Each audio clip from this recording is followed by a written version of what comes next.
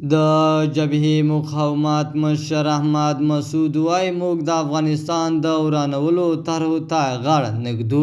په سلامونو مو هرکلی کوم د AFG نیوز چینل درنو لیدونکو. سلام، ستړي مشئ، وخت مو په خیر.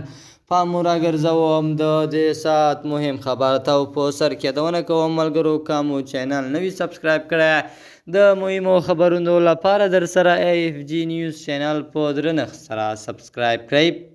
د جبهې مقاومت مشر نن د اګست پر 21مه د افغانستان د درې رنګه ملي بیرغ د ملي ورځې د لمانځلو جوړو شویو مراسمو پر مهال ویلي چې د هیواد بیرغ د وګړیو ترمنځ د ویاړ او یووالي نښه ده او امنیتي ځواکونه هره ورځ د دې ویاړ د ساتلو او لوړولو لپاره قرباني ورکوي.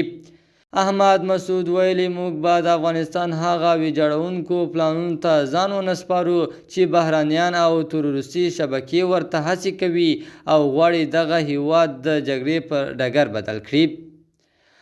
هغه په هیواد کې روانه جګړه ناروا وبلله او وایي چې په اسلامي نړۍ کې علماو په ځلونو دا خبره تایید کړې ده.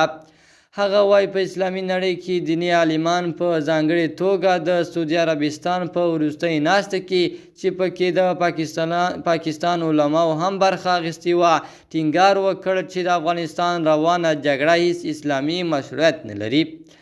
دوی طالبانو ته په خطاب کې ویلي که دوی د هیواد ملي ګټو ته ژمن وي نو روانه جګړه دې ودروي او له ورانولو یې باید ډډه وکړي.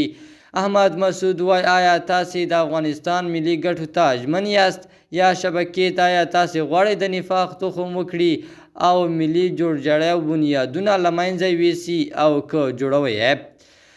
احمد مسعود څرګنده کړې چې د افغان حکومت غږ د سولې غږ دی او ټول افغانان د سولې په اړه اجماع ته رسېدلي دي. د AFG نیوز چینل درنو لیدونکو دا زموږ د دې ساعت چمتو شوی خبر. تر بیا ښې چارې، د الله په امان.